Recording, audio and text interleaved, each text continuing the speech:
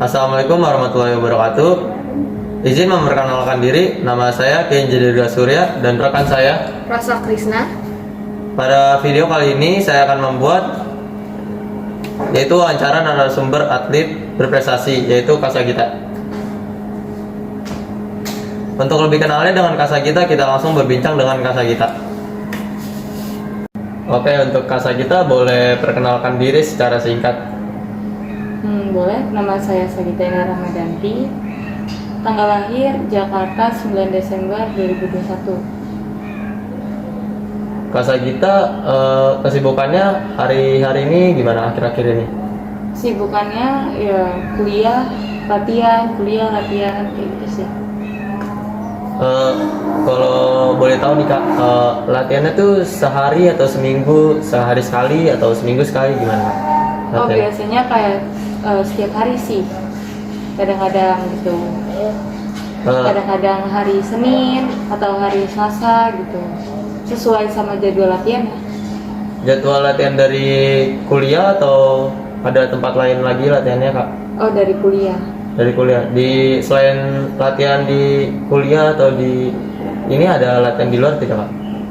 Tidak ada sih, paling mandiri aja, latihan mandiri. Oh, latihan mandiri Kak. Action.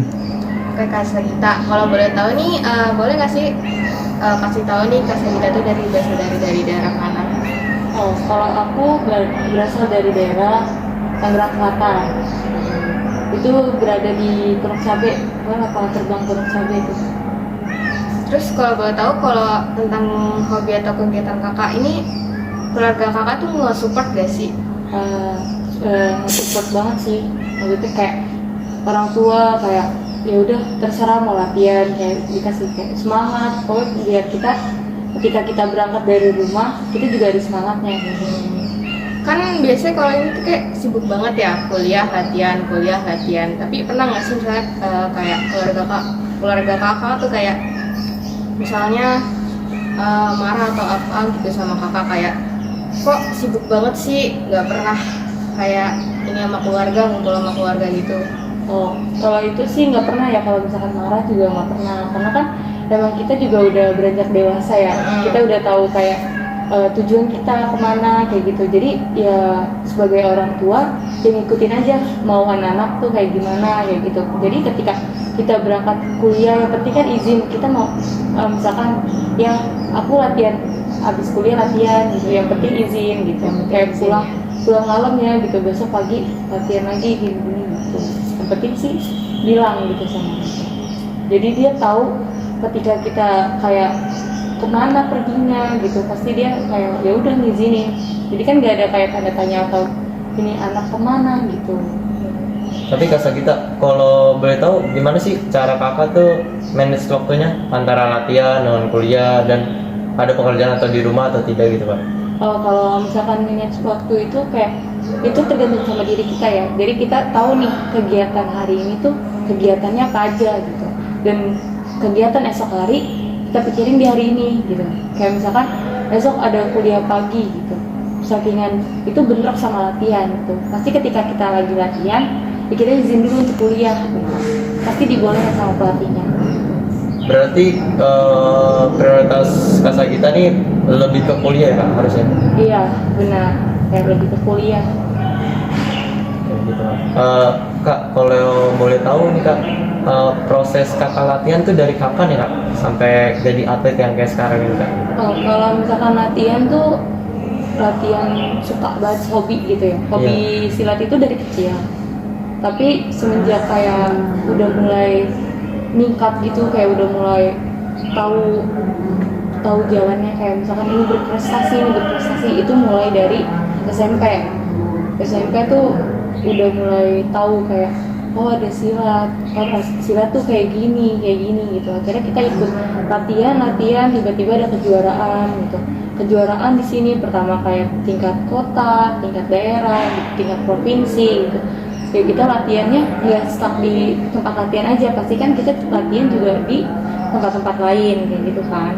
Jadi banyak prestasi yang didapat bukan karena di satu tempat latihan atau di perguruan, tapi di tempat lain juga ada gitu. Kayak kita berprestasi. Saya nih berprestasi itu kan dari SMP ya gitu. Saya dari awal nggak tahu apa-apa gitu ya, tiba-tiba kayak oh kayak gini ya ternyata jalannya nih gitu. Dari saya juara 3 gitu, kayak di dalam hati tuh kita juara 3 tuh jangan menyerah gitu, kayak kita harus bangkit. Keesokan hari kita harus juara 2 atau juara 1 kayak gitu. Ketika kita juara 2, di dalam diri kita harus kayak tingkatin lagi, oh besok saya harus juara 1 gitu. Pokoknya kita nggak boleh stuck di juara 3 dan kita jangan pernah puas sama hasil kita kayak gitu. Oke, jadi kata-kata dari Sagita, kita nggak boleh puas dari hasil yang kita dapat. Kita harus selalu ambisius, selalu berjuang untuk kedepannya lebih baik lagi. Oke Kak Sagita, kalau gitu prestasi kakak ini kalau boleh kita tahu tuh prestasi tertinggi kalau boleh tahu apa itu Kak? Oh, kalau prestasi tertinggi itu Popnas 2019. Maaf Kak, kalau boleh tahu tuh Popnas itu apa ya Kak? Oh, itu Pekan Olahraga Nasional. Jadi itu khusus buat anak-anak remaja. Jadi ketika kita udah umur 19 ke atas gitu, 18, itu kita udah nggak bisa masuk Popnas karena itu udah kemasukannya itu dewasa. Jadi Popnas itu dia tertinggi di remaja gitu.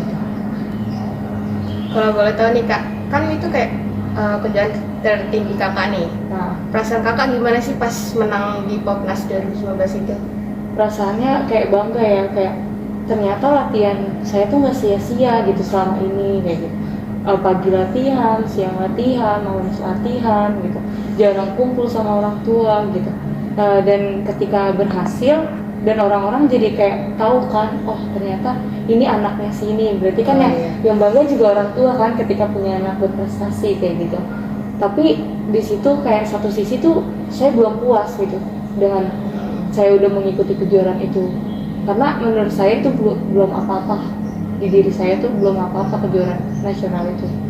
Saya tuh insya Allah kayak atlet dunia kayak gitu, pokoknya bisa sampai banggain orang tua kayak gitu. Sampai olimpiade lah Wah, kalau iya, bisa. kayak gitu kalau bisa. Kalau untuk ini ya, kan kakak mulai latihan udah dari lama banget nih, SMP kan tadi. Iya. Pernah nggak sih kakak ngerasa kayak bosen, saya jenuh nih latihan terus, kayak pengen keluar aja gitu Oh, misalnya? itu pernah ada. Kayak aku pernah nggak latihan itu setahun, Setahun. berhenti stuck setahun. Tiba-tiba ada seorang pelatih, dia kayak nyemangatin, ayo latihan lagi gitu, latihan sama saya gini.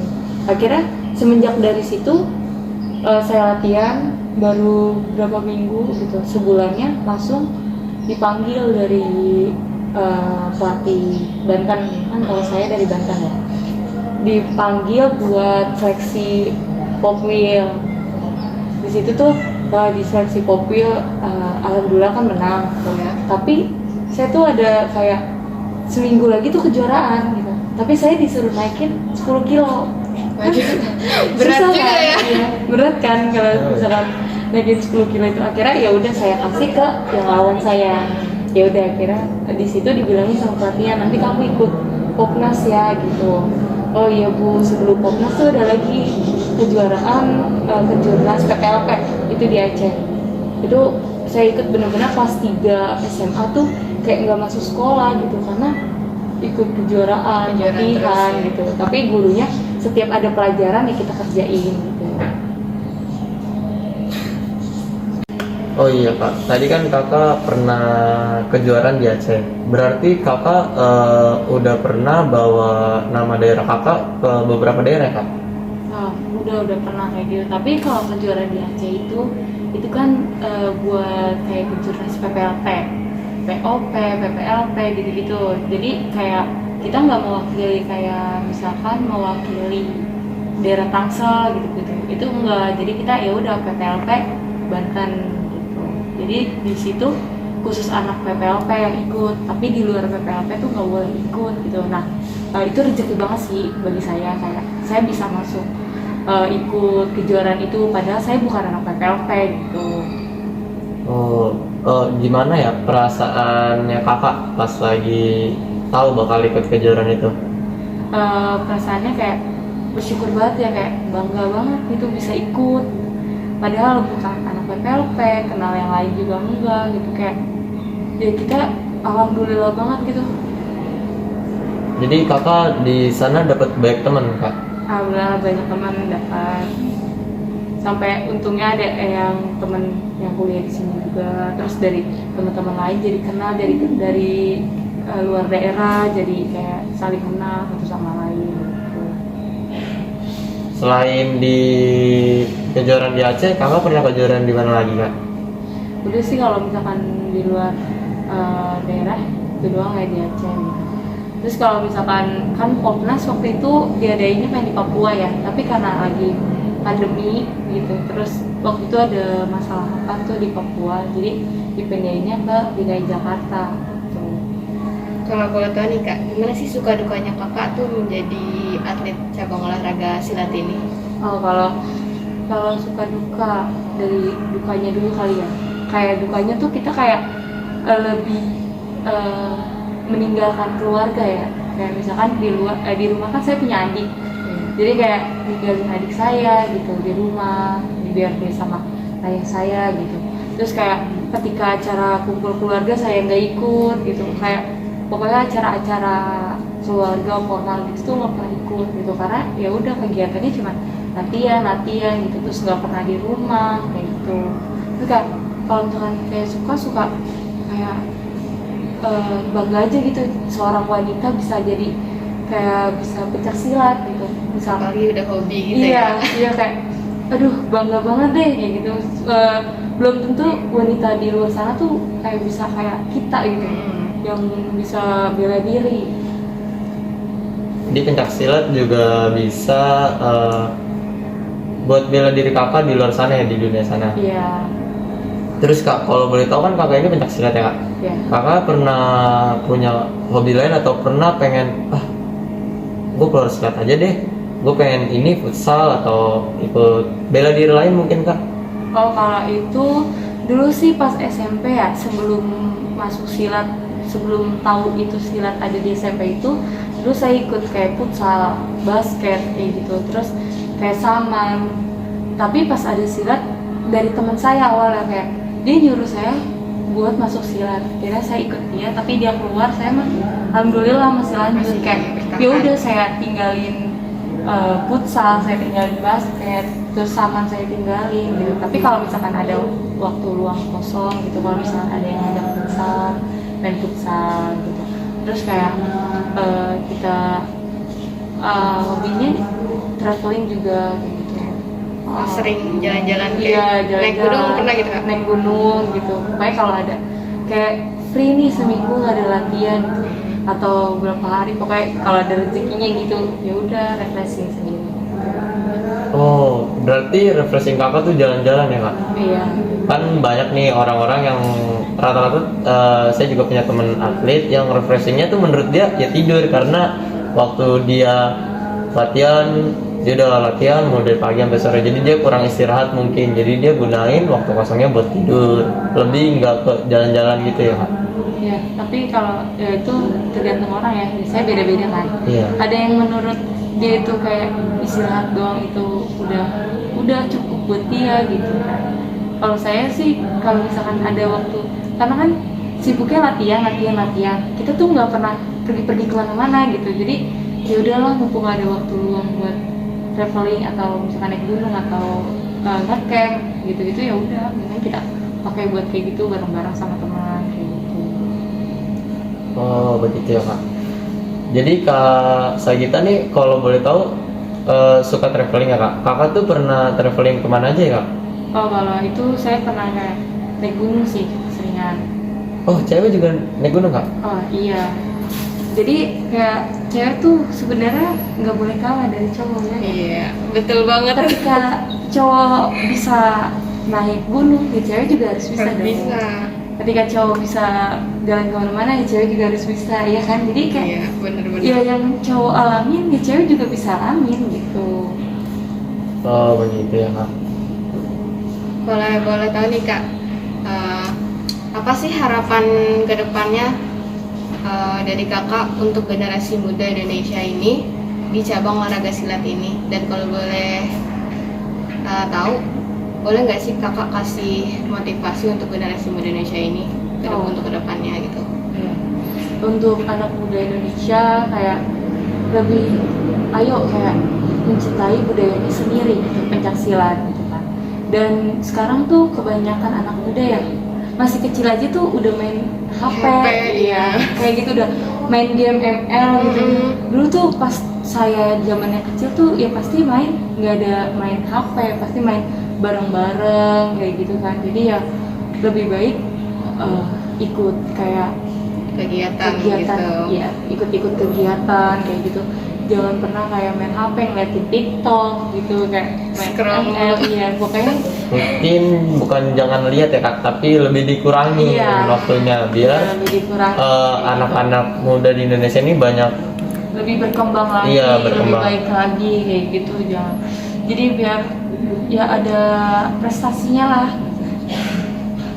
iya kak. Kalau kan kakak pencaksilat, kakak biasanya tuh ada perguruan ya kak. Oh iya. Boleh tahu nggak perguruan kakak tuh Oh, apa? kalau perguruan saya tuh perguruan Cimacan. Cimacan tuh di mana kak? Oh, Letaknya? Cimacan tuh ada di Jakarta Selatan.